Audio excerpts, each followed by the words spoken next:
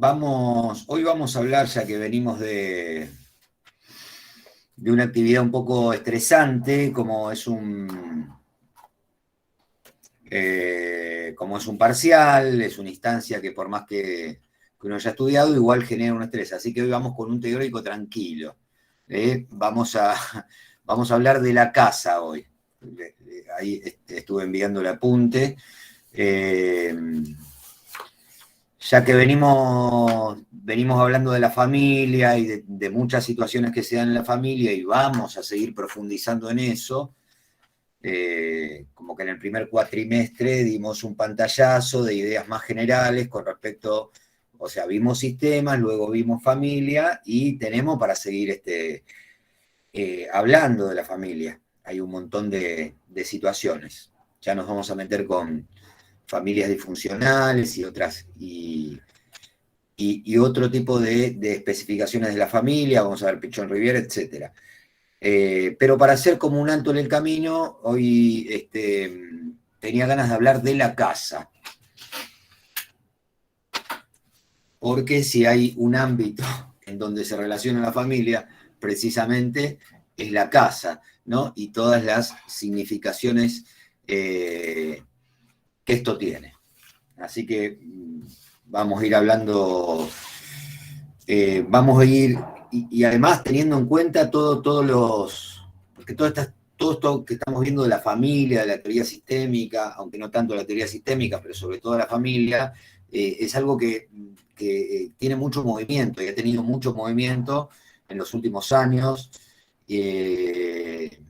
Y se le ha sumado mucho movimiento con la cuarentena, digo, es algo que está en constante revisión y es un ámbito muy, muy particular y muy sentido para todos, y bueno, y la casa también, la casa porque es el lugar en donde se aloja la familia, en donde se alojan las personas, y bueno, es un concepto que en los últimos tiempos, en los últimos 20 años, bueno, ha ido cambiando, ¿no? Lo que era una casa antes a lo que es ahora. Pero vamos a arrancar desde cero. Por ejemplo, vamos a plantearnos de qué hablamos cuando decimos la casa. Según el diccionario de la Real Academia, casa significa un montón de cosas, desde un edificio para habitar, casa de comidas, casa de juegos, casa de campo, casa de huéspedes, casa de Dios. Bueno, como ven es súper amplio, aunque digo, esto lo digo un poco para abrir, nosotros vamos a tomar el concepto de casa como hábitat y morada humana, ¿no? Como el principal escenario de la vida cotidiana. Eh, si yo les digo casa, ¿cómo definirían qué es la casa? ¿Alguien se anima a abrir un concepto? Un hogar donde convive una familia. Mm. Un espacio común a una determinada familia. Bien. Lo cotidiano también de la familia, ¿no? Sí. Esto está relacionado con, o sea, a dormir, mamá. ¿cómo? Y en esa Un casa lugar. rige. Últimamente es el lugar donde vengo a dormir. Ah, bueno, ves, ahí están los cambios. Pero bueno, ¿qué significa, por ejemplo, tener una casa?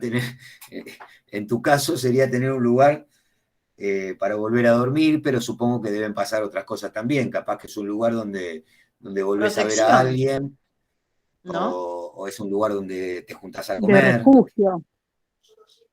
Ahí está, La verdad que es el refugio, lugar donde me contención. gustaría estar todos los días durmiendo, hasta tarde. Siempre que me voy pienso Sí. eso, ¿por qué no me puedo quedar durmiendo? ¿Te levantás Un muy lugar donde temprano? uno puede ser uno mismo y Ahí no está, en los mirá, ahí hay demás. otro concepto. Ser uno mismo. Tiene que ver con el ser ahí. Yo voy anotando un costado. Bueno, todas Casa que estas no es lo mismo significaciones. que hogar. ¿Cómo? De protección. De protección, sí. Refugio, contención, protección, ser uno mismo. Poder Casa dormir. que yo digo que no es lo mismo que hogar. Ajá. ¿Y cómo lo ves ahí? ¿Por qué me lo decís? Amplíame No, un poco más. sí, qué sé yo, porque casa ¿Cuál sería la diferencia? por ahí puede, se me ocurre a mí que hacen más referencia a la estructura, ¿no? Algo como más A lo material y físico. el hogar, claro, a mí el hogar me representan otras cosas, el cobijo, el calor, el alojar, ¿no? Ahí me veo en el hogar más. Bien, vos, está bien. Donde te sientes más Probablemente cómoda, ¿no? Sería. Puede ser lo comodidad. privado. Está bien. Sí, cómo que no, sí. Vamos a hablar ahora, justamente enseguida, de la diferencia entre lo privado y lo público, porque está íntimamente Por ahí donde relacionado con... nos podemos mostrar tal cual somos, ¿no? Porque uno en la calle es de una manera, por ahí viene lo que Mónica dice, y dentro de tu casa vos dejas todo el badaje y te mostrás tal cual sos. Sí, mirá Es cómo más, vamos si querés putear, profundizando. puteás en tu casa, a la calle no. Sí, ajá. ¿Y eso es bueno o es malo, poder mostrarse tal cual uno es? A mí Depende, a veces bueno y a veces malo. Porque hay algunos que son muy lindos afuera de la casa y adentro claro, no, lo sí, todos tenés que los extremos son padecer. malos, ¿verdad? Sí, No, a pero yo lo veces, pensaba porque uno cuando, por ahí yo me veo cuando salgo a hacer algún acompañamiento, que hay cosas que vos no te mostrás tal cual sos.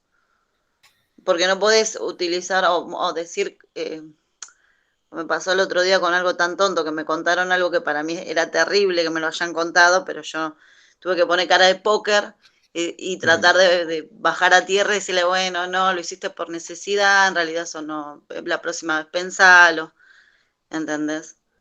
eso te pasó durante un acompañamiento. Claro, hablando con un familiar, me confiesa algo que me quedé como helada y en lugar de decirle, pero tenía ganas de mandar toda la mierda, pero después lo pensé y dije, bueno, no, lo hizo por necesidad, le di utilicé otras palabras que por ahí en mi casa yo no utilizo. No sé si me Sí, explico, no es que tenga dos caras, sino que uno me parece que cuando está frente a una persona que te por ahí vino a buscar una palabra de contención, no podés mostrarle, me salió como la doble personalidad, no sé si me Pero eso explico. es de acuerdo a los roles que desempeñás. Porque ahí Claro. estabas trabajando como una profesional y en tu casa, No sé si como una profesional, pero yo dije, bueno, pará, ponele, porque si este para anda ponerle un llevando título. cosas que no tiene que llevar a lugares donde no tienen que llevar, un día se mete en problemas, lo trae a la casa, no sé, es como muy complejo. sí, pero hay algo de lo que dice Mónica que está bueno, porque es lo que venimos trabajando. Tener en cuenta siempre el contexto en donde suceden las cosas y en donde se dice. No es lo mismo una amiga, no es lo mismo un comentario que uno escucha en un almacén, que un comentario que uno escucha dentro del contexto por ahí de un trabajo de acompañamiento. El Claro, tal cual. contexto también, el contexto tiene que ver íntimamente con aquello que escuchás, donde no solo lo que escuchás, sino dónde lo escuchás. Seguramente no le vas a decir lo mismo a una amiga o a una señora de la cuadra vecina que dentro de un contexto de un acompañamiento, donde vos tenés una función, capaz que la de acompañar, como dice la palabra, capaz que la de orientar, ¿no? Son las palabras que se cruzan en un acompañamiento. Entonces, eso sí hace la diferencia. Por eso digo, uno no es la misma persona dentro y fuera de la casa.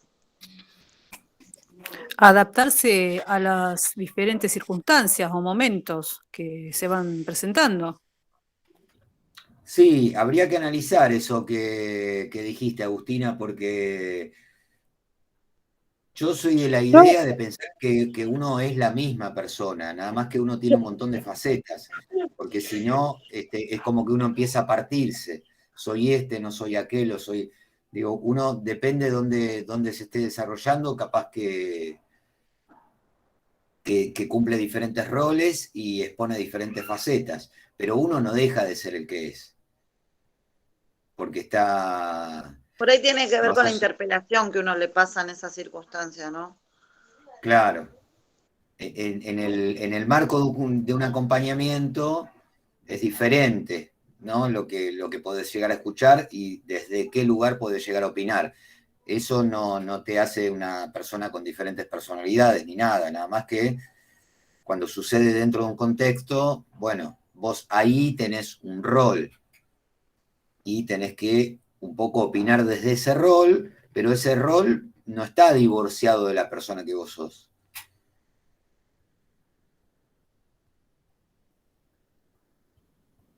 Usted ve, profesor, que cuando lo que para algunas personas está bien, para otras personas está mal. Exactamente. Y a veces en estos acompañamientos llevar la contra o decir que las cosas están mal, depende del contexto, como bien dice, y depende a quién se lo está diciendo, va a ser una diferencia. Y a veces uno termina diciendo o dando la razón a algo que quizás no está de acuerdo que sea así. No sé si me explico. Sí, te explicas perfectamente, pero está bien, nos estás ayudando a pensar. Yo, profe, con Sí. respecto a lo que decía Agustina, yo, por ejemplo, me considero de la misma forma que soy dentro de mi casa como cuando estoy afuera. Creo, por lo general reacciono de la misma manera, soy una persona dentro de todo tranquila,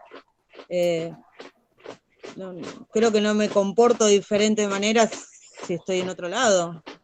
No, pero es cierto que estar adentro de la casa como lugar, es la casa como refugio que dijeron ustedes, a veces hace que nos comportemos de otra manera, ni mejor ni peor, pero hay como más confianza y uno se da ciertos, digamos, como ciertas licencias que por ahí en otro lado no se da. Eso puede suceder. No solo con el comportamiento, también con la vestimenta. Uno en la Sí, casa hay. está enojota, en short, Bueno, sí, hay o leído sea, de la yoguineta. es Y más por delgado en supuesto, todo sí, aspecto. Es verdad, en la casa vimos de pijama. al ser un lugar de protección, un lugar de refugio, un lugar de comodidad, como dijeron ustedes, sí, es probable que ahí en la vestimenta se reflejen estos comentarios. Profe, creo que lo que quiso decir Agustina es que si ella está cuidando, supongamos, a una persona y esa persona le confiesa que robó una billetera, ella va a actuar diferente que si fuese en la casa, porque si el hijo viene y le dice, mamá, robé una billetera, lo va a castigar al hijo, va a ir a devolver esa billetera, quién sabe, va a actuar de una manera. Y en el otro caso va a actuar de la misma manera, pero distinto, porque va a ir al familiar a decirle, mira, hizo esto y me lo confesó, te lo tengo que decir para que vos lo corrijas, y no lo va a corregir ella. Sí, la palabra corregir no me gusta, pero digo, porque uno como acompañante no está corrigiendo, sino que está justamente acompañando y orientando. Claro, pero la mamá de esa persona va a corregir al hijo, porque ella como AT no puede corregir que robó, lo va a tener que hacer su mamá. Sí, no es obligación, digo, no, digo, de cuando uno No, está... por ahí llevaría la reflexión de que fue un acto malo, en este caso si fuera a robar, esto fue más grave.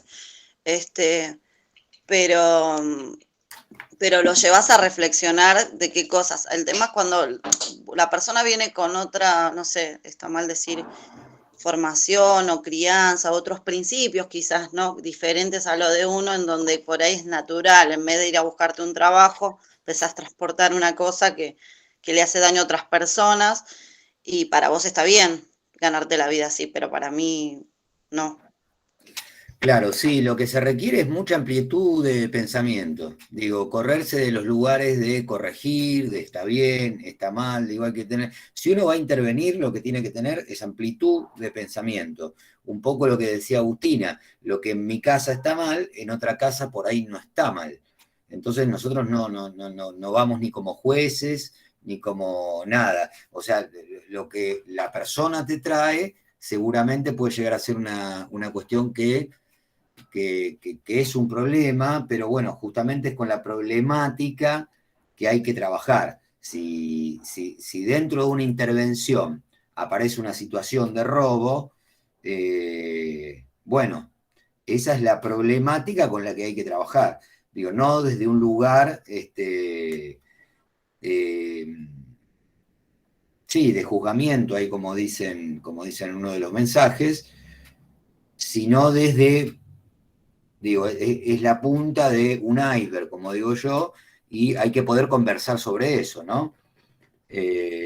También se le puede preguntar a la otra persona qué piensa acerca de eso, como para poder entender qué significa el robo en esa casa o qué significa el robo para esa persona. Si partimos de la base de que tal cosa está bien y tal cosa está mal, estamos adoctrinando y le estamos quitando lugar al pensamiento.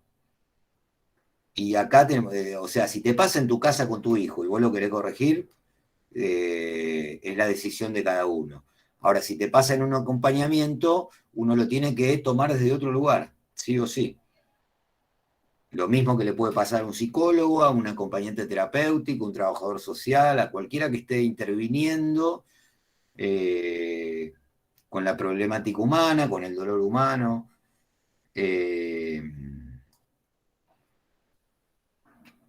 Claro, dice perfecto, hay que decirlo. Sí, la cuestión acá no, si nosotros nos quedamos en la palabra robo, es como, la palabra robo está diciendo algo de lo que pasa ahí, algo de lo que este sujeto está haciendo, no está pudiendo dejar de hacer, o le pasa algo con eso. Digo, ojo con caer en las trampas de las palabras también, porque a veces escuchamos la palabra robo y decimos, oh, eso no puede pasar. Bueno, en el marco de una intervención hay un montón de cosas, que por supuesto que hay límites, pero hay un montón de cosas que pueden pasar. Y lo ideal es poder conversar. Poder conversar sin emitir juicio.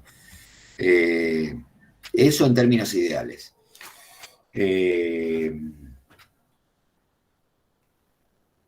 Bien.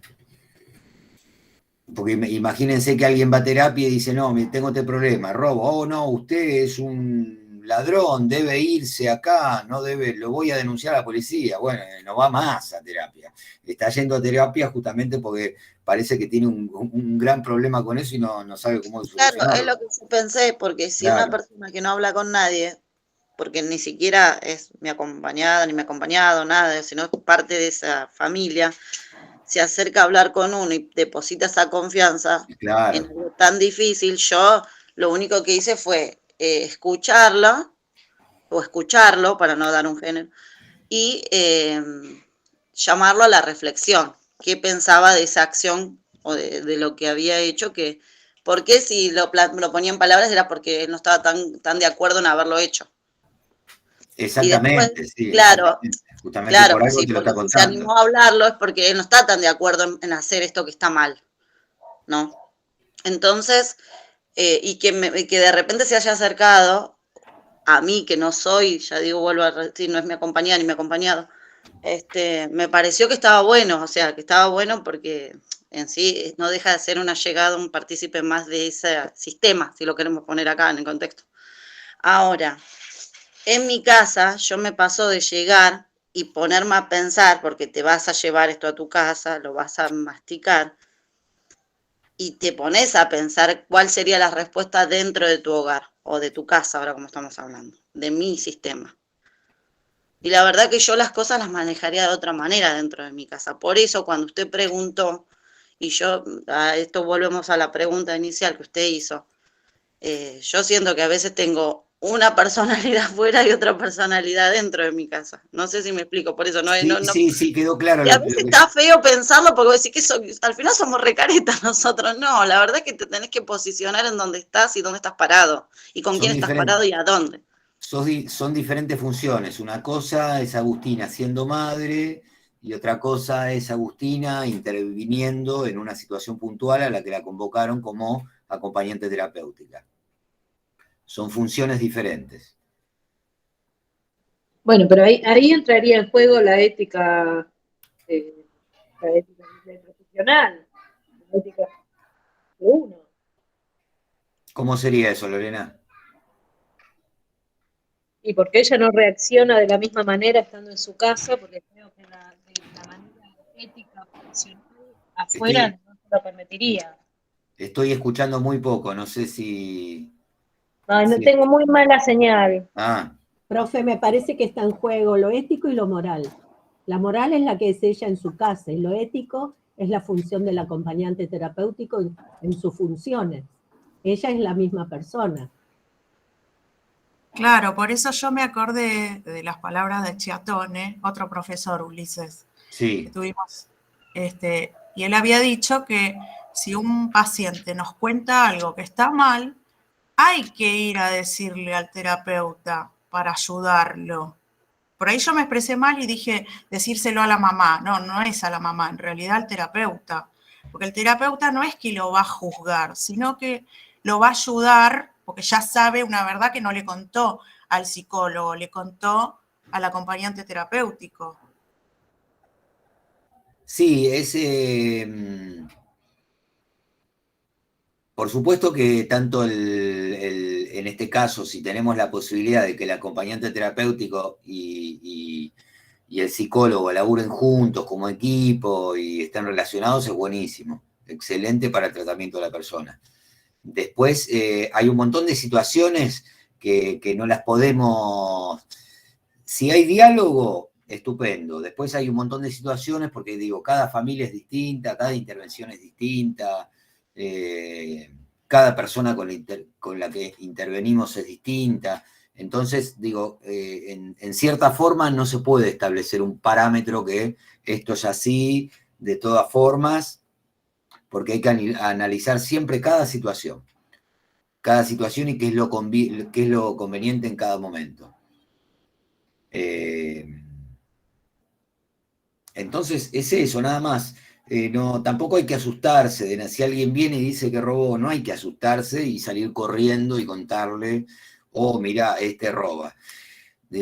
A eso voy un poco yo, a no dejarse llevar tantos por las palabras. Si van a intervenir en algunas situaciones, porque hay alguna situación problemática.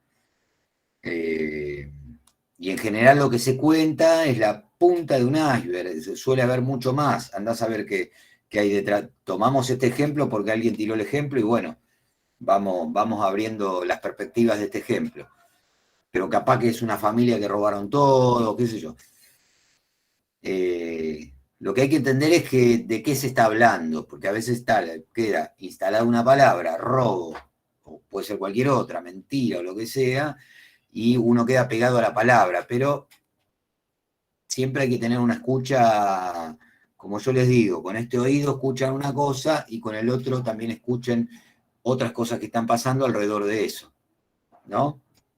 Que no funcione a veces una palabra como tapón de otras cosas que por ahí hay que escuchar y están pasando. La cuestión es ampliar la escucha y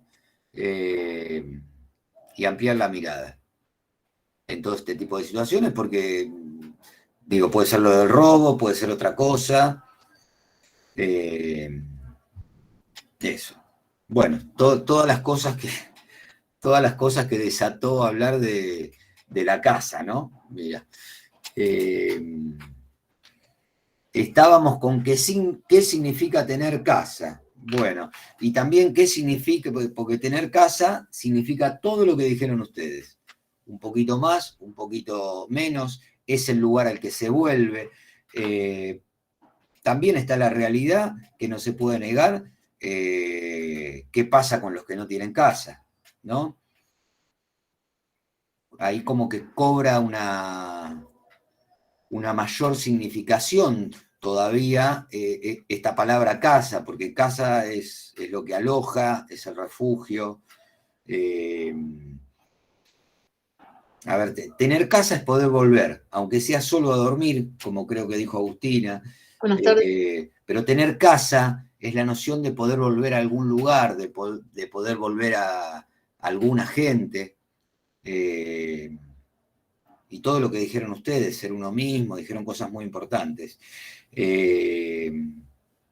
Hay una relación entre casa y espera, porque uno a veces espera poder volver, porque a veces es esperado en la casa por alguien. Todo el tiempo hay una relación muy íntima entre la casa y la espera. Incluso, aunque te toque la situación de vivir solo, también hay un deseo de volver al lugar donde es la casa de uno. Pero en general, la casa está relacionada con los vínculos y con otras personas, ¿no? Hay toda una historia alrededor de esto.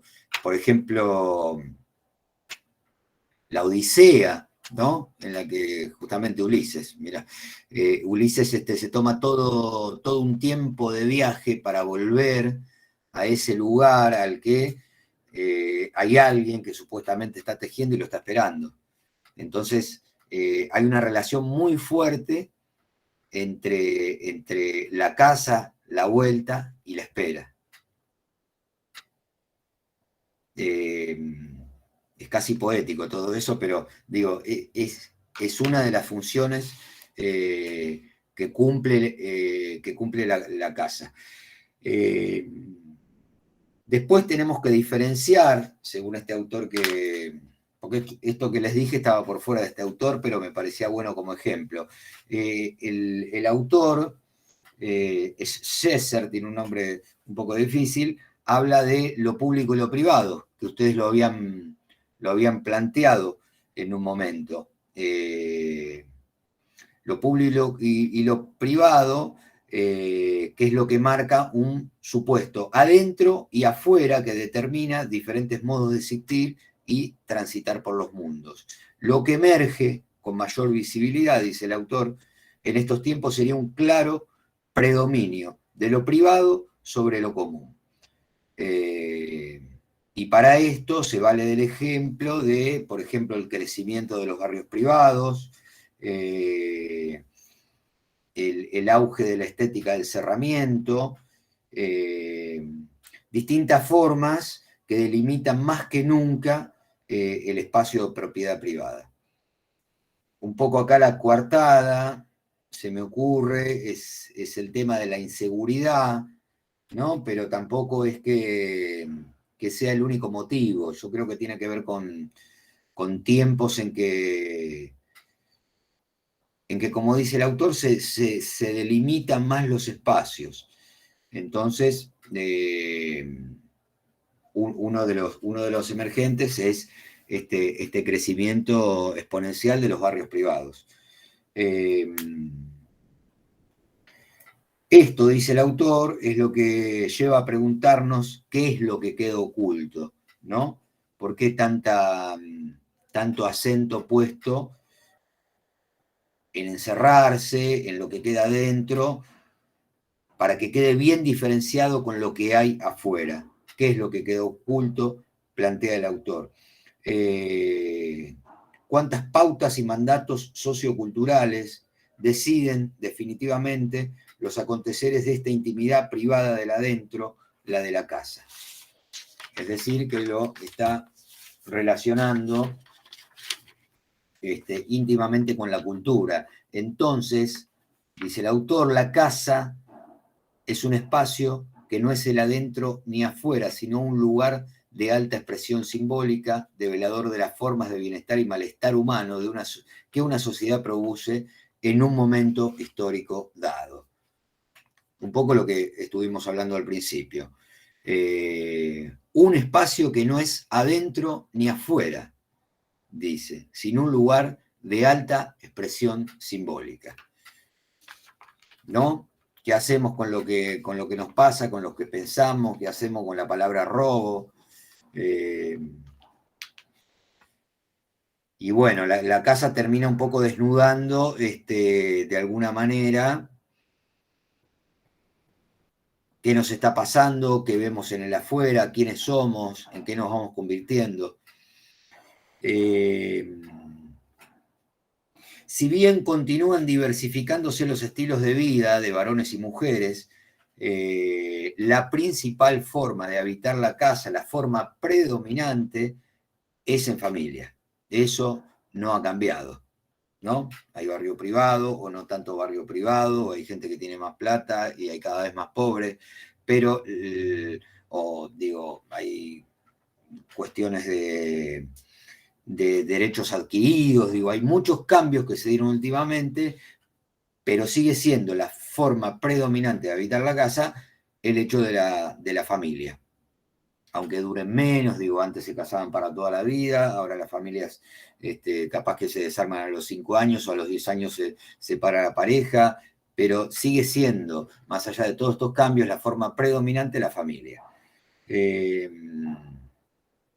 Acá habla de grandes cambios acontecidos en la segunda mitad del siglo XX, integración de la mujer al mercado laboral, al mundo del dinero, la intelectualidad. Bueno, sí, esto es lo que provocó de alguna manera enormes transformaciones en el modelo moderno de la familia.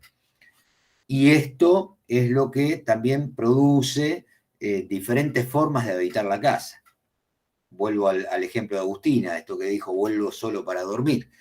Claro, de la manera de la integración de la mujer al mercado laboral, también de la mano, de que cada vez es más difícil llegar a fin de mes o ganar la plata que uno necesita, y que la mujer ha salido a trabajar y que capaz que el hombre tiene 2 trabajos y la mujer tiene 2 trabajos, bueno, las formas de habitar la casa han cambiado.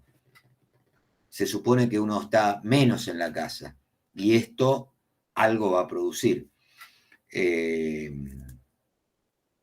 Lo que ha cambiado fundamentalmente, calculo que varios de ustedes lo sienten por experiencia, es el tiempo en la casa, ¿no? Hay cada vez menos tiempo para estar en la casa.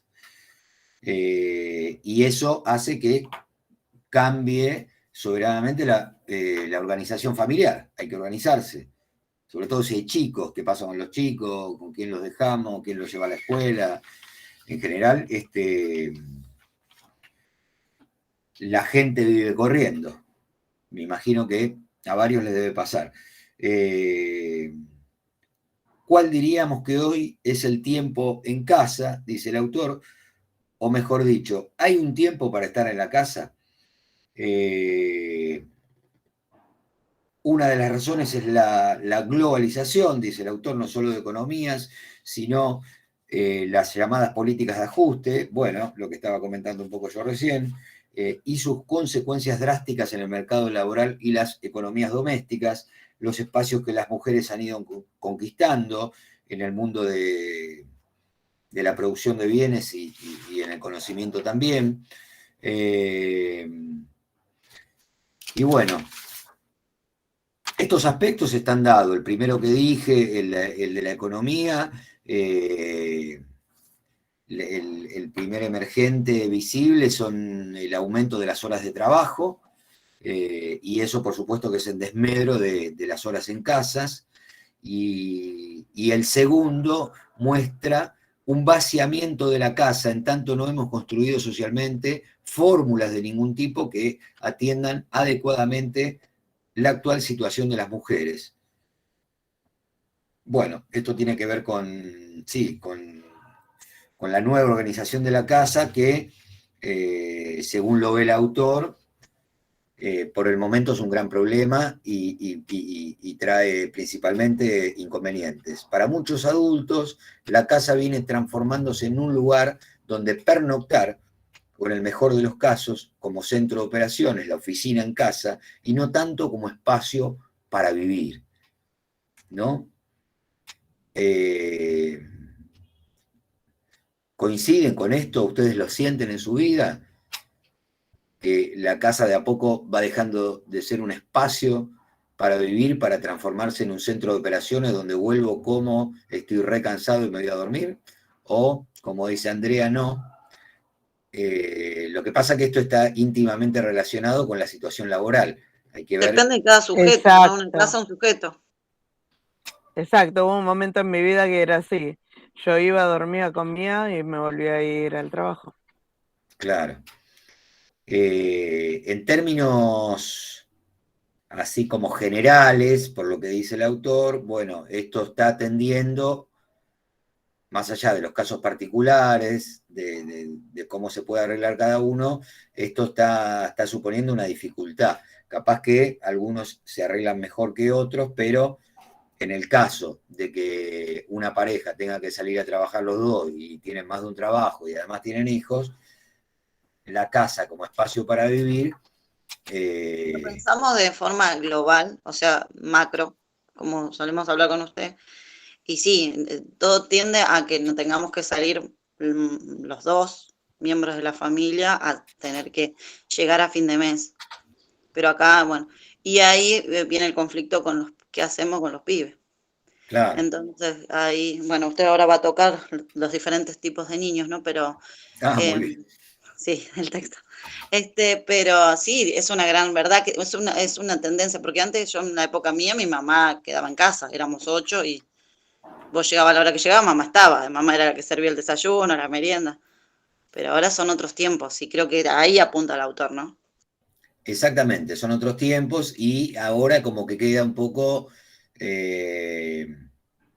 librado al azar. Bueno, si tenés la suerte de tener una madre o, bueno, los abuelos de los chicos que te puedan dar una mano, buenísimo, porque te simplifica un poco la vida, aunque igual sigue siendo la casa un lugar conflictivo con respecto a como un espacio para vivir. Pero bueno, no todos pueden organizarse de esta manera. Depende muchísimo de cada familia. En cuanto a esto que decías. Está atravesado por una cuestión socioeconómica, indudablemente, porque Sí, no es lo mismo las personas que tienen por ahí un mayor nivel socioeconómico que aquellas que no, en donde una casa está compartimentada y uno puede decir, bueno, acá estudio y acá trabajo y acá como con mi familia, o estoy en un buen ambiente con los pibes, con la compu o con un solo celular todos, o sea, claramente no es lo mismo. Y ahí sí, me imagino que digamos que la casa se transforma en un centro de operaciones y hasta como que se te achica, ¿no es cierto? Como que te invade, se abrevia muchísimo el espacio. Creo que la situación socioeconómica atraviesa mucho esa cuestión. El capitalismo se impone de una forma bastante brutal en ese tipo de cosas. Viene ganando por nocaut hace rato el capitalismo. Sí, te impone formas de vida. En este caso, como vos decís, Claudia, ese es uno de los principales motivos, la globalización y la situación económica de las personas. Tomando términos generales, en otra época en casi todas las familias trabajaba el que tenía la función de padre y más o menos con eso la familia estaba bien. Luego se empezó a no digo fomentar, pero por ahí empezaron a trabajar los dos como para que tengan un mayor aporte económico, y después empezó la gente a tener 2 trabajitos, y bueno, y ahora capaz que en una familia el matrimonio tienen 2 o 3 trabajos cada uno. Con el tema de la pandemia, es como que, sobre todo, digamos, el año pasado, como que había como mucha nota, o por lo menos ahí yo puse mi atención, en por ahí familias que decidían irse de Buenos Aires a otro lugar para cambiar, entre comillas, calidad de vida, pero claramente son personas con posibilidades porque no cualquiera cierra el rancho y se va a otro lado y listo, porque no es así. Entonces, claramente esa posibilidad de elegir dónde vivir y cuál es la calidad de vida que querés tener, no es una elección para muchos. No, claro que no. No, la mayoría tiene que lidiar con aspectos que tienen que ver con el día a día, de poder salir adelante en el día a día. Bueno, siguiendo la línea del autor, él habla de, dice, sin pretender generalizar, destaca 3 perfiles de niños de hoy en día, que sería el niño agenda, el niño solo y el niño en calle. El niño agenda tiene que ver con chicos donde crecen en un modelo en el que sus padres están hiperocupados, llenos de horarios, muy sometidos al tiempo reloj, se levantan rápido, por ahí desayunan, por ahí no.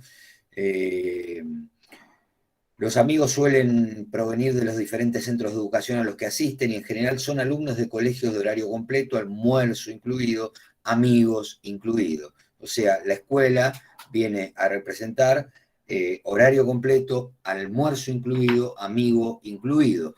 Que acá es otro aspecto, porque antes existía mucho esta posibilidad de que los chicos tengan los amigos de su barrio y después los amigos de la escuela.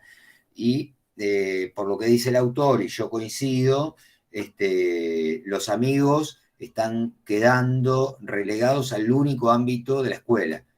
Los amigos de los chicos son los amigos de la escuela.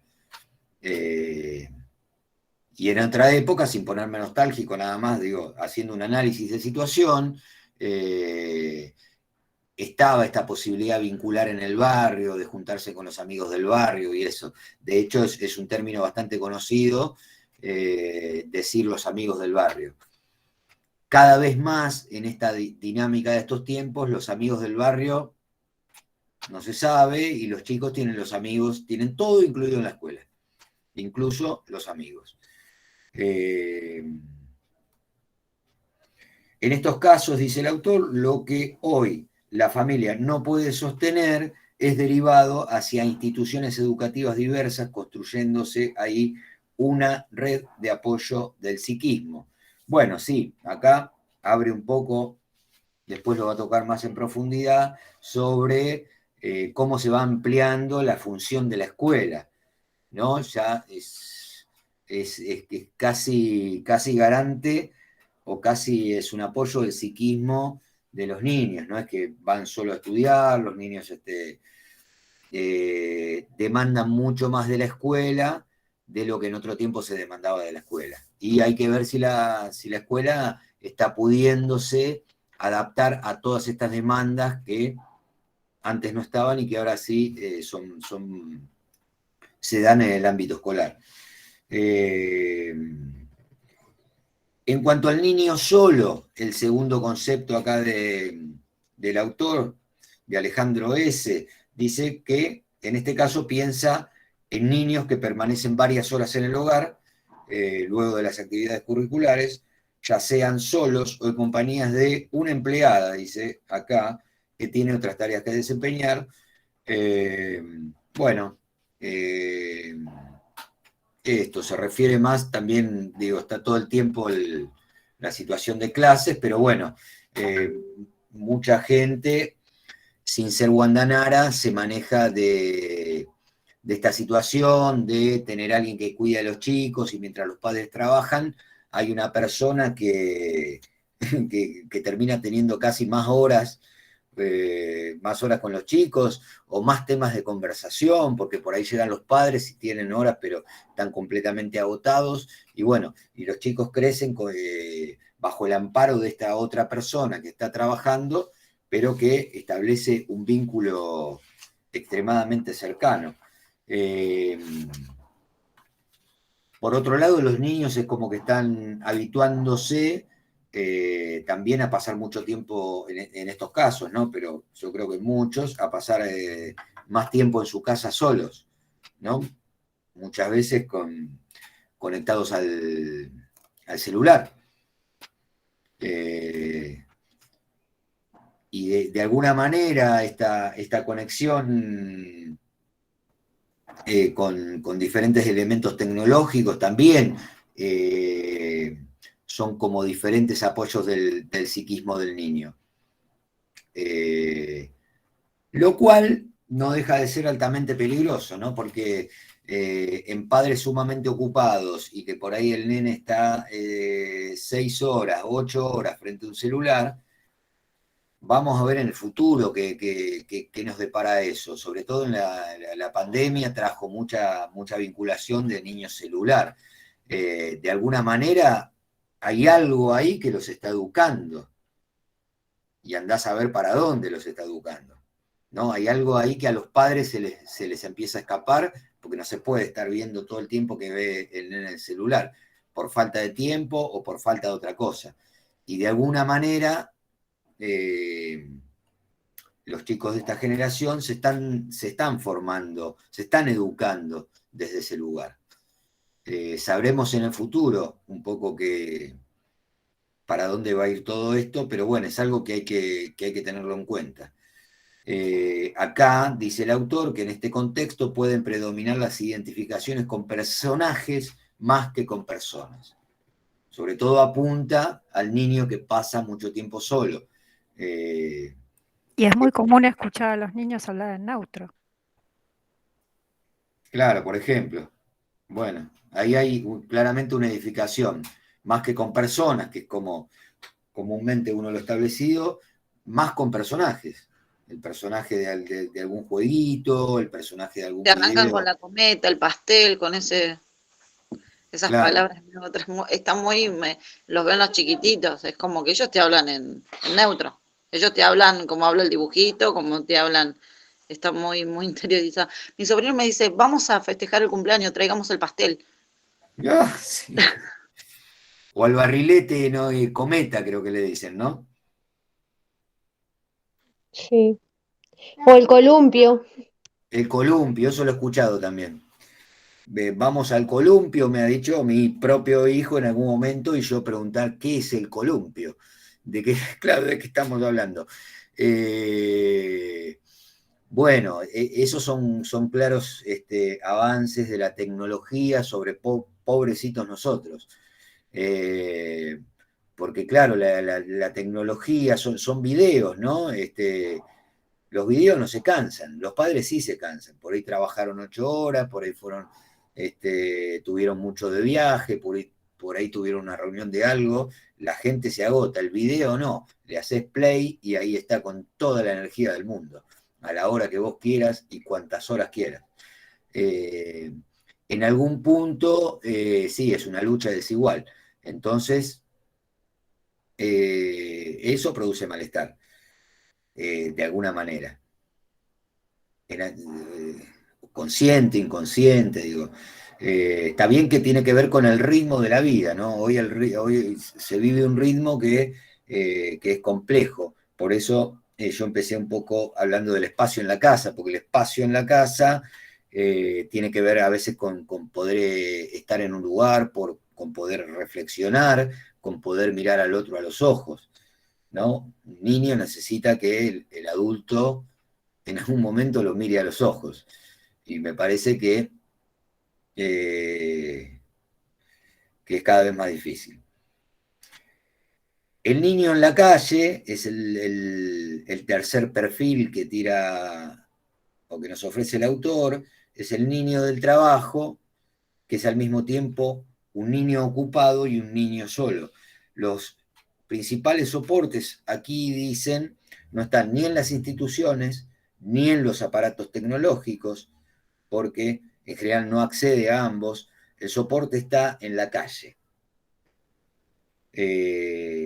Sus casas, que suelen estar en un lugar del suburbano de la ciudad, quizás no sean casas vacías, pero sí pobres y solitarias. Estos niños suelen pasar más tiempo en la calle que en casa, o tal vez deberíamos decir que la casa está en la calle. Aquí las redes de identificaciones y los soportes del psiquismo quedan realmente librados al azar.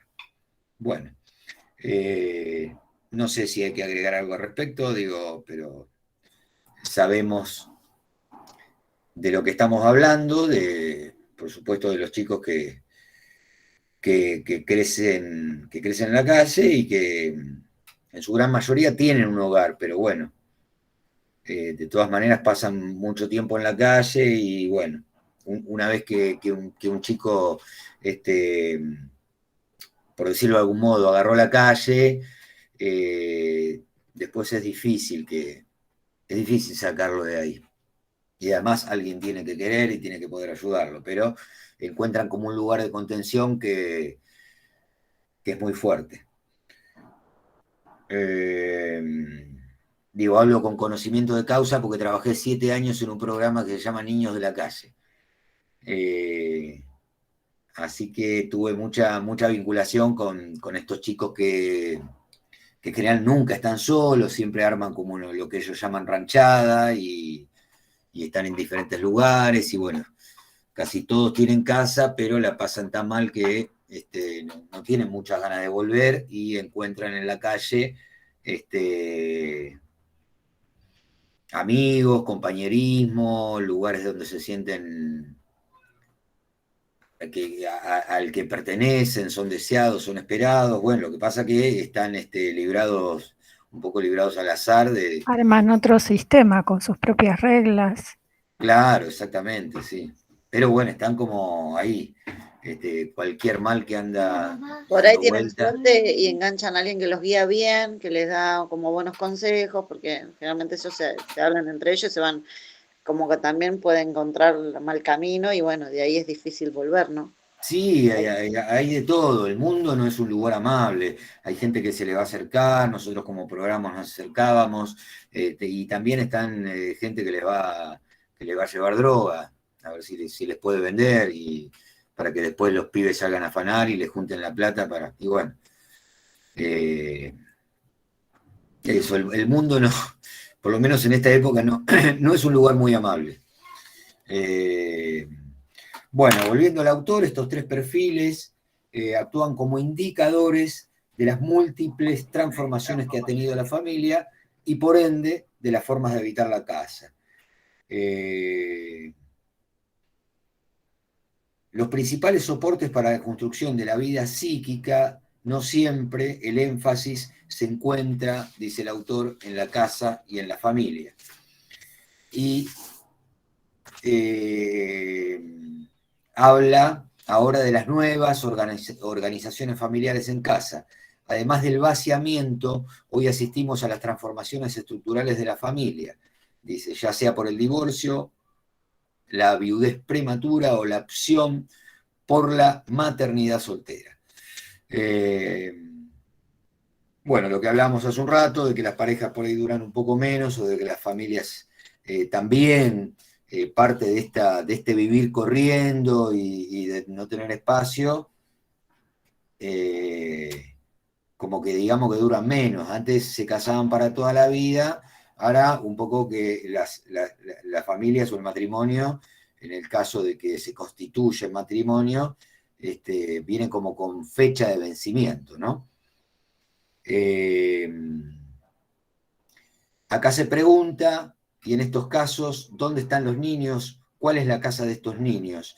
Entre mamá y papá corriendo de una casa a otra. Bueno, ahora está planteando el tema de qué pasa cuando la pareja se separa y cambia la organización familiar. De vivir todos en la misma casa, pasamos a mamá en una casa, papá en otra casa.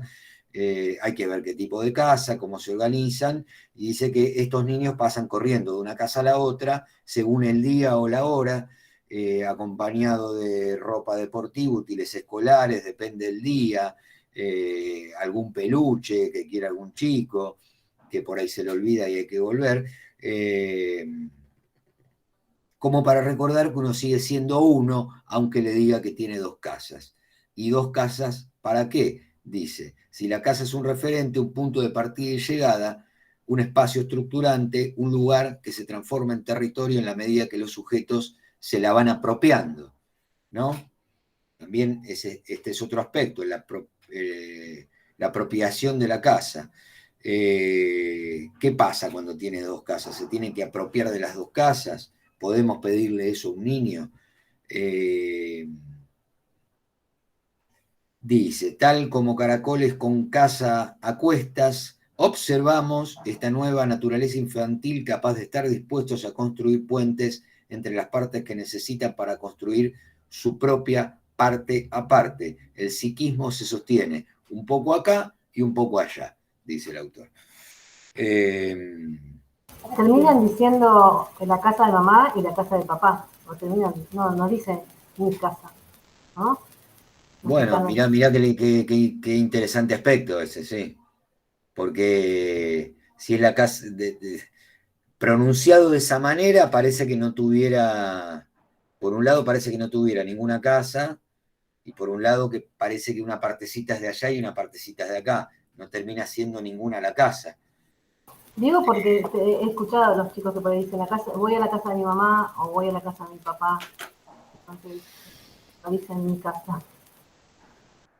Claro. Capaz que es una pregunta fuerte, pero se le puede preguntar a un niño en ese caso. ¿Y la tuya cuál es? ¿No? Para ver qué dice. Que los niños no andan con vueltas. Si algo Igual tienen... a veces te encontrás al niño que sufre esto de tener que mudarse, porque prácticamente se mudan todo el tiempo, y hay chicos que sacan ventaja también de todo eso. Exactamente. Depende del niño. Son 2 veces regalos, y si mamá me prohíbe algo, me voy a lo de mi papá, y son tan inteligentes los niños. Sí, es lo que hablábamos un poco antes, viste que cada familia es un mundo y cada situación es distinta. Entonces hay chicos que se adaptan muy bien a esta situación, no solo por las ventajas, porque por ahí a veces el hogar en donde estaban no se respiraba bien, había una tensión permanente, y bueno, capaz que con 2 casas se relaja un poco la cosa, y hay otros chicos que no lo toman bien porque las cosas empeoran, o porque, ¿cómo le explicás a un niño que creció en una familia conformada, que de repente esa familia se va a separar, ¿no? Es un momento difícil. Que en realidad van a seguir siendo una familia, pero algo va a cambiar, algo de la estructura, algo de la organización va a cambiar.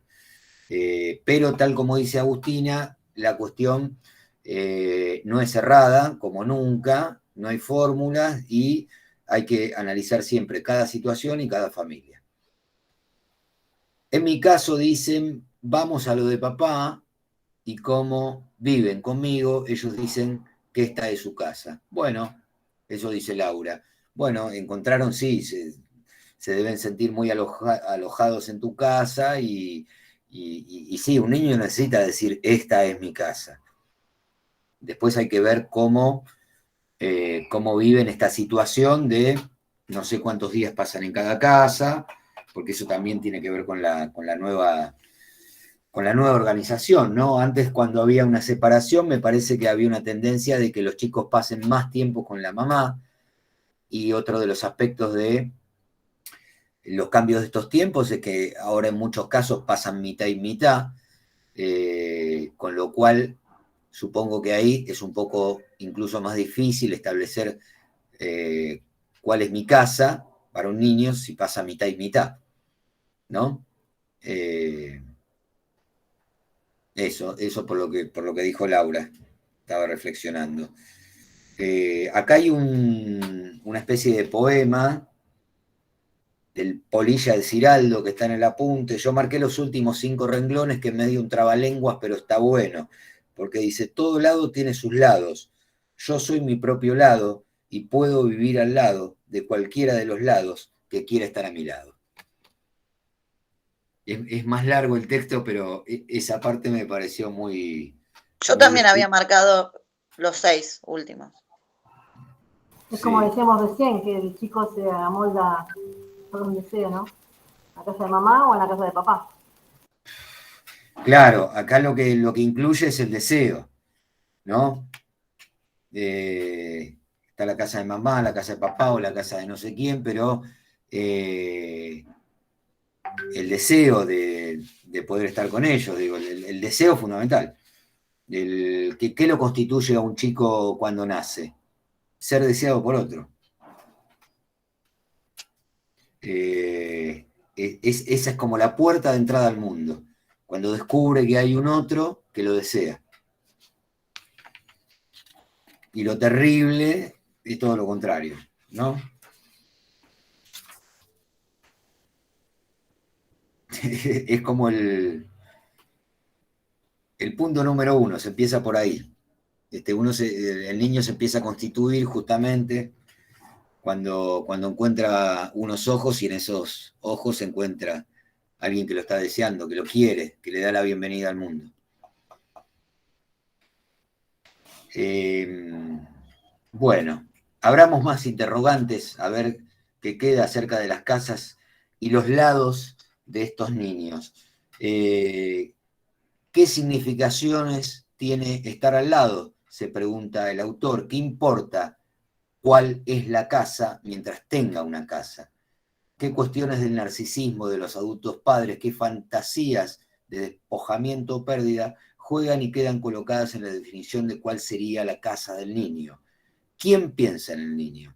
Si él puede estar al lado de cualquiera de los lados que quiera estar a su lado, solo falta hacérselo sentir. Bueno, esta es, digamos que es como un manual para padres, una reflexión para todos aquellos que tenemos la bonita situación de ser padres. Bueno, es un gran interrogante, porque digo, de la mano de estos tiempos más acelerados, digo, lo que produce el tiempo acelerado también es una cuestión narcisística muy fuerte, ¿no? En las personas que a medida que encuentran herida también lo suplen con narcisismo, pero bueno, nos vamos a meter en psicoanálisis. El asunto es poder ver un otro, quién mira al niño, quién le hace sentir que tiene una casa. Digo, eso es un aspecto fundamental, ¿no? Eso tiene que ver con el alojar que ustedes planteaban en un principio. Que esté en la casa, pero que esté verdaderamente alojado.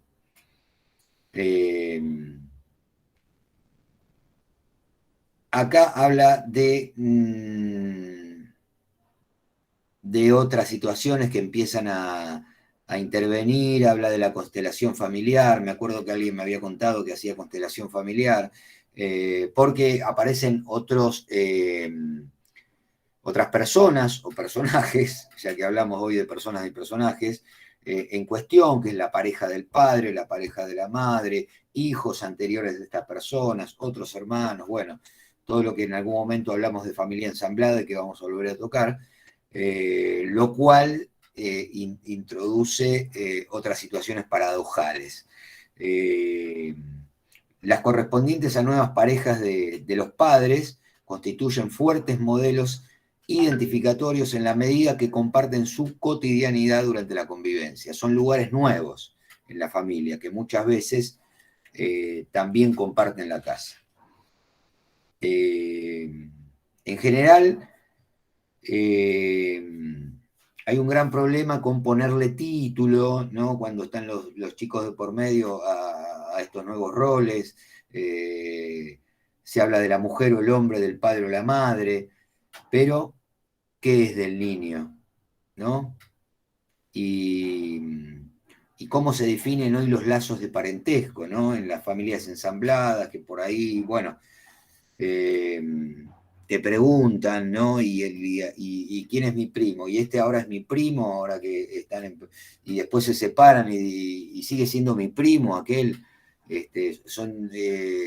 Se les arma un bolonqui, perdón por la palabra, a los niños en la cabeza, que hay que poder hablarlo y ayudar a resolver esa cuestión, ¿no? Parejas que se desarman y que hay una pareja ensamblada y ahí, ¿qué tipo de parentescos se establecen ahí?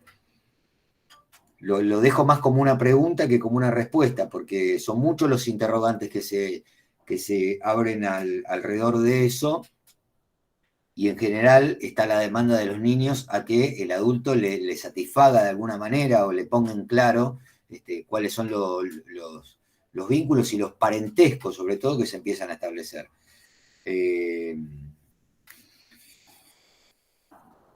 Y volviendo al tema de la escuela, acá el apunte le da una preponderancia al tema de la escuela porque habla de que todas estas ideas que venimos desarrollando de alguna manera colocan a la escuela, según el autor, en una línea muy protagonista de interpelación. Dice, se trata de una realidad que choca y aterriza directamente en estos territorios institucionales. Desde hace varios años asistimos al crecimiento y transformación de las demandas hacia la escuela, buscando compensar lo que no dan otros lugares o lo hacen de modo insuficiente. Bueno, eso es una situación que está pasando. A la escuela se le demanda mucho más allá de que podemos analizar aparte a la escuela, particularmente cómo está funcionando la escuela hoy. Pero más allá de cómo está funcionando la escuela hoy, lo cierto es que ha crecido mucho la demanda con respecto a lo que se espera de la escuela. Se me ocurre como ejemplo también de estas dificultades que están atravesando las familias y de estos tiempos que no saben muy cómo manejar, muchas situaciones que ocurren en esos grupos que se arman de WhatsApp de los padres del grado. Calculo que ustedes deben participar en varios. Algunos dicen que sí, otros dicen que no. Patricia dice no, como más o menos como diciendo no, de ninguna manera. Bueno, pero hay muchas situaciones de grupos de WhatsApp de padres que terminan discutiendo cosas irrisorias, ¿no? Que se van por las ramas o hay grandes discusiones, amenazas de pelea. Parece que se concentra, ¿no? Es como una gran boca en donde se concentran todas las constelaciones familiares o todas las angustias familiares, van a parar como una gran boca ahí al WhatsApp entre los padres. Por supuesto que los habrá mejores y peores, pero es como una nueva moda de situación en la que se demanda a la escuela particularmente, porque ahí los padres se empiezan a quejar de la escuela, pero también se empiezan a pelear entre los padres, que tu hijo, que le dijo, Hace poco creo que no, que un grupo de WhatsApp de papás después se terminaron las piñas en la escuela. Sí, en caseros, ¿no? y uno de los participantes en la pelea perdió un ojo. Eso y todo por el grupito de WhatsApp, ¿Cómo? Y después te puede pasar la de Gago, pero ese es otro tema. No sé qué le pasó a Gago. Nada. Está buenísimo esto, ¿eh? Real a las 6 de la tarde, 7 de la tarde.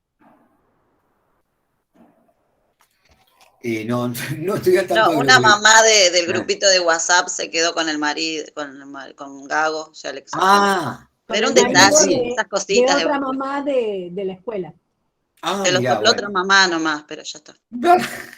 Bueno, está bien, sí, son el dilema de los buzos de egresados, dicen acá, sí, se empieza hablando de la campera de egresado y sí, y pueden llegar a terminar en cualquier lado, pero...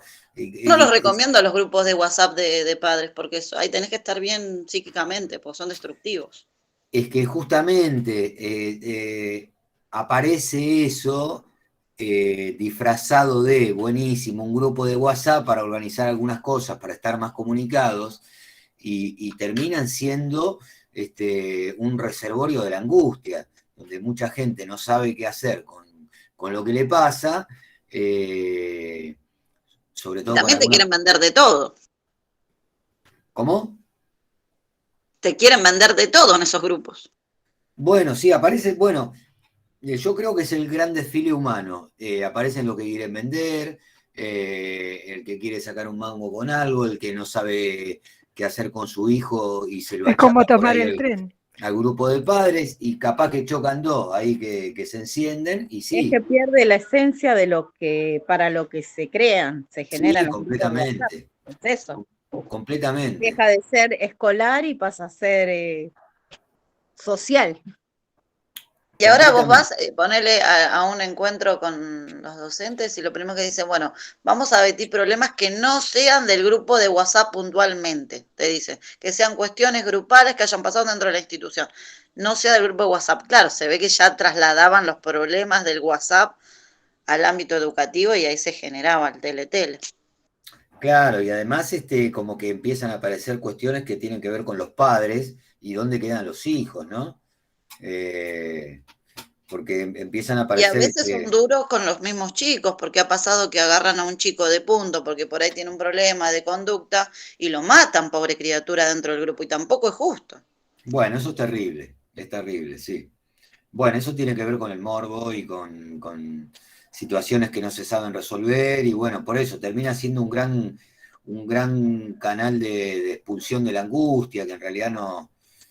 La angustia es como vomitada, no es no se produce una conversación para ver qué hago con el otro y cómo nos ayudamos entre todos, y si hay un nene que se está quedando afuera porque le pasa algo, a ver cómo lo ayudamos. No, todo lo contrario. Yo creo que es un gran, eso, una expulsión del vómito. Ahí parece que se puede vomitar todo. Ahí es un gran inodoro donde la gente tira ahí lo que se le ocurre. No todos, por supuesto, pero al formarse ahí un grupo, de alguna manera quedan todos involucrados. Y es algo que está puesto como para resolver ciertas cuestiones y bueno, funciona completamente al revés. En este caso, yo creo que es un gran reflejo de la demanda que pesa sobre la escuela, que hoy tiene que cumplir muchísimos más roles y papeles con respecto a lo que antes era la escuela, que a veces se le decía de alguna manera la segunda casa. Hoy en muchos casos viene o se le pide que cumpla el rol de la primera casa. Bueno, incluso acá dice, claro, sí, que el almuerzo colectivo, el juego, la vida social, sobre todo en instituciones educativas a los que los chicos por ahí acuden todo el día. O sea, tienen más vínculo en la escuela que en la casa. Se pregunta el autor hasta dónde es posible que ciertas demandas y necesidades que históricamente eran atendidas según una lógica familiar, podamos ahora darle satisfacción desde la lógica institucional. ¿Dónde están los límites y las posibilidades de la escuela en este tema? No da mucha respuesta, yo creo que está bien que quede la pregunta. Dice, a modo de ejemplo, la culpa del maestro por estar desbordados por demandas de sus alumnos en clases masificadas, sintiendo la imposibilidad de atender sus reclamos, no saber cómo actuar frente a ciertas patologías infantiles. Pretender enseñar a niños con hambre, la sobrecarga generada por la manía con que eran nominadas varias maestras, enfermedades físicas, somatizaciones, crisis de angustia, depresión. Bueno, hay un montón de situaciones con las que muchos niños llegan a la escuela que la escuela claramente no está dando abasto, teniendo en cuenta que la escuela también pertenece a esta sociedad y que los docentes también pertenecen a esta sociedad y que probablemente estén también un poco flacos de preparación y argumentos para poder enfrentar toda esta problemática. Depende del docente, por supuesto, pero es de esperar que toda esta situación les quede un poco grande. Si los términos de hoy, dice, nos están pidiendo una escuela que cada vez sea más casa, se torna imprescindible la elaboración de una nueva lógica institucional que no sea la actual, ni tampoco podrá ser la familiar. Se trata de una nueva construcción que habilite realmente a la escuela en el cumplimiento de estas funciones. Bueno, sí, es difícil que, por no decir imposible, que la escuela pueda reemplazar a la familia. O sea, la escuela puede reemplazar algunos aspectos, ahora reemplazar a la familia no puede. De todas maneras, yo creo que se debería establecer una nueva lógica institucional que delimite cuál es hoy el rol de la escuela O sea, que quede claro de qué cuestiones se va a hacer cargo de la escuela y de qué cuestiones no podrá hacerse cargo.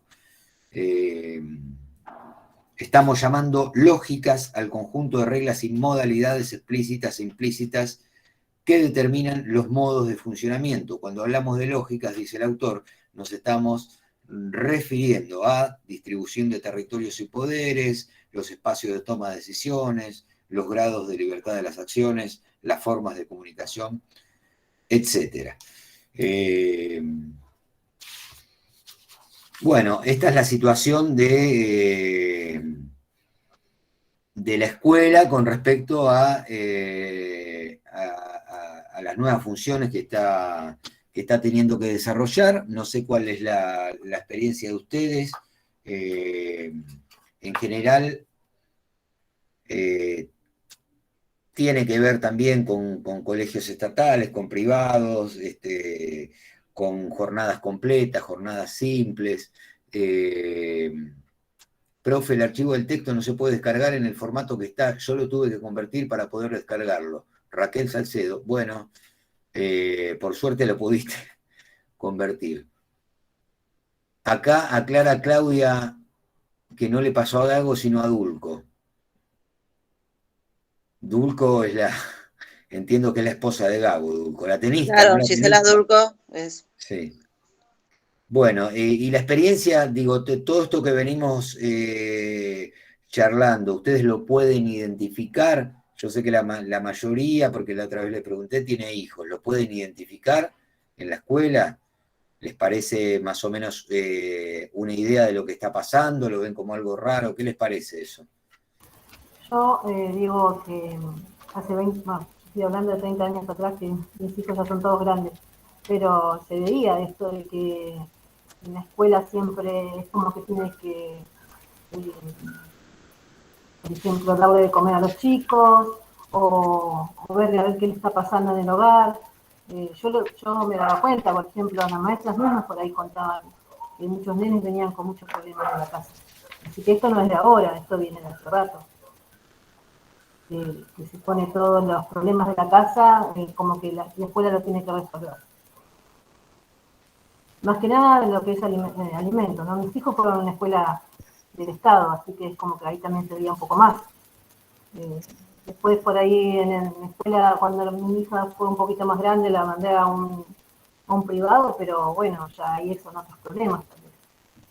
No del hambre, ni de que los padres se pelean o demás, pueden ser otros problemas. Pero sí, los vuelcan en la escuela. Bien.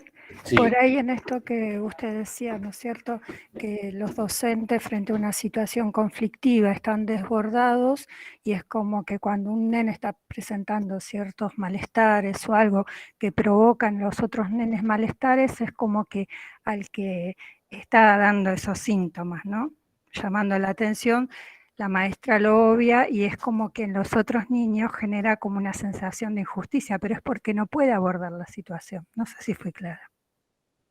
Sí, vos hablas en el caso de que un docente no esté como capacitado para... Más que capacitado, que tiene multitareas. Primero que Claro. un grupo es muy numeroso, tienen que cumplir con el diseño curricular y cuando hay situaciones conflictivas es muy difícil que el docente se pueda detener, intervenir, mediar y poner en la escena a los niños para que haya un diálogo y se construya de otra manera, ¿no? Algo así.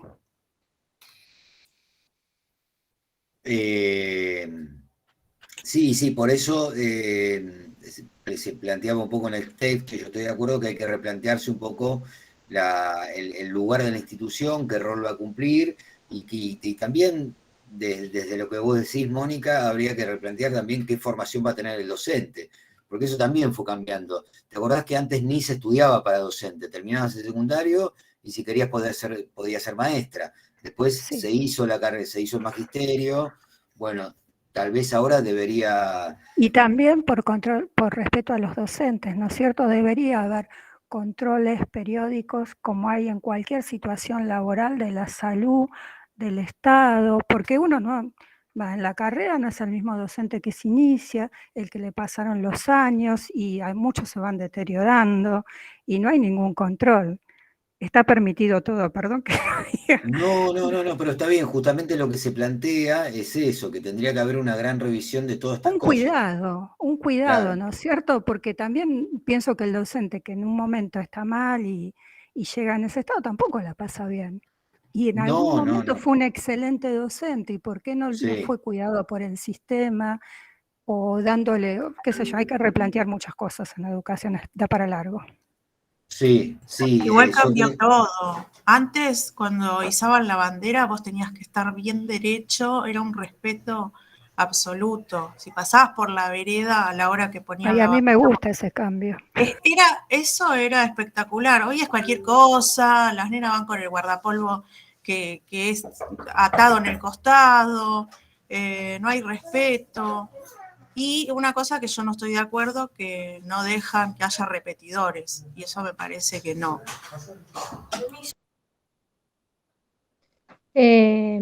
Tendría una de las cosas en las que puntualizaba la compañera Mónica es el tema del desgaste del docente, ¿no es cierto? Sí. Y eso también tiene que ver con lo que decía el profe de este rol de la escuela de asistencia también, de que están sobrepasados de un montón de cosas de carga que traen los alumnos y alumnas, y que por ahí sobrepasan a lo que es el rol del docente, ¿no es cierto?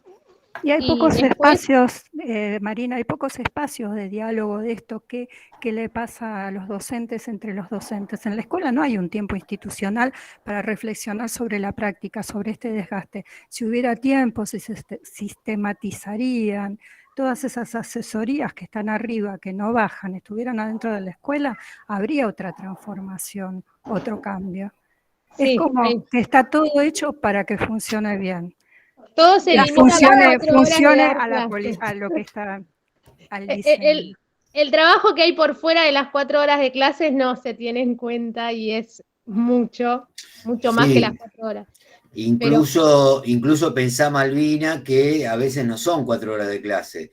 A veces van de la escuela a la escuela, tienen un turno a la mañana, un turno a la noche o a la tarde, y ahí le tenés que sumar 2 grados más el trabajo que tienen que hacer por fuera. Porque digo, de la mano de la situación económica que hablamos al principio, bueno, a veces no dan abasto. Sí, no, obvio. Si el sueldo se considerara por las horas, por eso digo, por fuera de las 4 horas que es dar clases y se tuviera en cuenta el trabajo extra que hay, Claro. trabajo que la maestra se lleva a la casa, digamos, bueno, se tendría que agarrar 2 cargos y se podría por lo menos trabajar en un cargo bien pago y no estar corriendo de un lado para el otro. Eso también provoca claro. un desgaste que influye también en cómo uno después se desempeña en el aula, ¿no? No, completamente. Yo creo que los docentes tendrían que tener mejor formación, porque a algunos la verdad que les falta formación, y tendrían que ganar el triple, tenían que ganar muy buena plata, digo, porque es un trabajo... Seguridad siempre tendrían que haber estado paga bien para poder hacer un cambio en la sociedad rotunda. Claro, es un trabajo muy Formación importante continua. porque tiene que ver con el futuro de la sociedad, porque están con los chicos, porque son formadores. Formación continua, Claro, y después permanentemente también revisando. formación continua y también una revisión cada tanto, porque también uno ve docentes que están completamente quemados y siguen dando clase y son un A problema. eso, es un Son un problema. Y pueden estar. Eso también se Pueden lo ve. estar, el sistema lo permite. Y los que no se jubilan y no le dan pase a los nuevos. O sea, no Claro. quieren abandonar el cargo, no quieren abandonar el cargo. Por eso. Bueno, ahí hay un montón de cosas que estaría bueno que se pongan en revisión, porque un docente que ya se agotó, que siga frente a niños que tienen mucha expectativa y además muchos problemas que pueden llegar a tener, suele ser un problema. Me parece que tendrían que tener fecha de vencimiento también los docentes. Sí. Y por supuesto, sí, muy bien pagados. Para mí, de los mejores sueldos, entre los mejores sueldos, uno tendría que ser el de los docentes. Lo que pasa es que está todo medio al revés, ¿no? Tendrían que ganar más o menos a la altura de un diputado. Y el diputado a la altura de un obrero, como en los buenos países. Sí, pero nos quedamos sin políticos. Imagínate que el sueldo ¿Qué político, problema? para políticos, claro, así funciona, claro, el circo funciona así. Si vos le pagás a los diputados un sueldo básico por debajo, no se postula nadie. Se postula, sí, el que tenga una verdadera vocación por el tema, pero Es que así debería de ser, profesor. estaría bueno para aprobar en ¿Usted me algún quiere decir que van por el sueldo los diputados, no hacen No, política no, por las ciencias entendiste mal, políticas? Agustín, entendiste No, mal. ¿en serio? Obvio, Agustina, ¿Van por el obvio. sueldo? Pero no estaría mal, hacer un cambio, suponete 2 años para aprobar. Lo que pasa es que no van a querer. ¿Quién va a 30 aprobar esa ley si la presentamos? 30.000 pesos el sueldo del diputado, Nadie, no la aprueba nadie. 200.000 Por pesos ahí va a a haber los buenos diputados, los que claro, la se llaman a pasan ser para la buenos. docencia. Eh, claro. Así que bueno, pero bueno, el mundo está así, está armado así, y los que manejan Yo me acuerdo que iba al secundario y nos decía el profesor de filosofía, yo estoy acá porque la titular de la materia es la intendenta, me decía. Y no va a dejar el cargo de intendente para venir a darle la clase de filosofía a ustedes, pero tampoco dejaba el cargo. claro. Y bueno, estamos hablando de la casa, estamos hablando del lugar, y bueno, tiene que ver que está todo relacionado, cómo se ocupan los lugares también, ¿no? Me parece que, digo, para que no termine para que no sea no es que es un mensaje de desesperanza, es poder analizar un poco cómo funcionan algunas cosas y cómo se ocupan los lugares y cómo están valorados los lugares. Por eso empezamos hablando de la casa.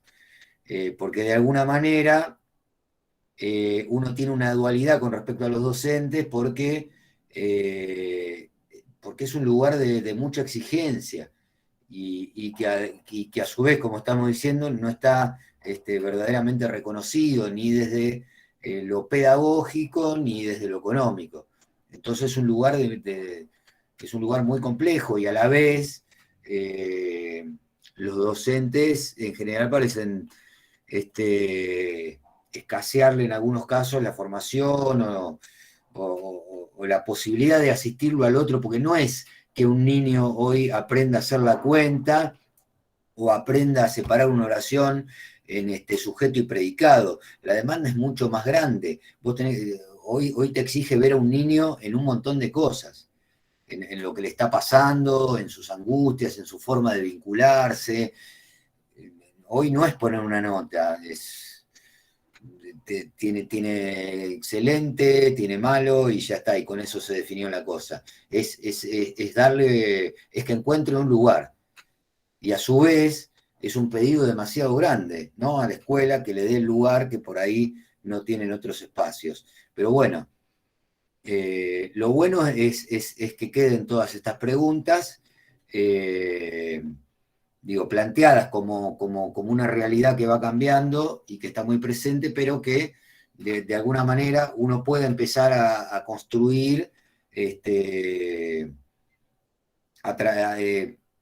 primer término, formulándose las preguntas que hay que formularse con respecto a esto. Que no está todo cerrado, que está en movimiento y que además está un poco en eclosión. La casa, la escuela, la espera, el lugar. Así que, bueno, hoy era plantear un poco esto como para hacer un alto en el camino con temas más particulares de la familia que vamos a seguir abordando en adelante, pero hay muchas maestras con vocación, otras no, y claro, sí, por supuesto.